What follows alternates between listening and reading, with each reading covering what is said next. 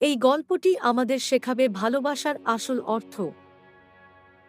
এক গ্রামে ছিল এক বিশাল আম গাছ, যার সাথে এক ছোট্ট ছেলের গভীর বন্ধুত্ব ছিল। ছেলেটি রোজ গাছটির নিচে খেলত, ফল খেত, আর গাছ তাকে খুব ভালোবাসত।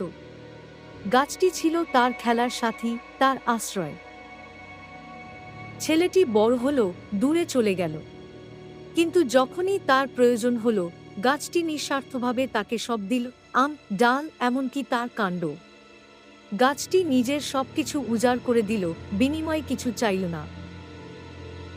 এই গল্প আমাদের মা বাবার অসীম ভালোবাসার কথা মনে করিয়ে দেয়। তারাও গাছের মতোই আমাদের জন্য সবকিছু দেন, কোনো প্রতিদান চান না। তাদের ভালোবাসা আমাদের জীবনের সবচেয়ে বড় শক্তি। আসুন আমরা আমাদের মা বাবাকে সময় দিই, তাদের ভালোবাসি, তাদের প্রতি কৃতজ্ঞ থাকি। এই গল্পটি নিয়ে পরিবারে আলোচনা করুন, শিশুদের শেখান ভালোবাসার মূল্য।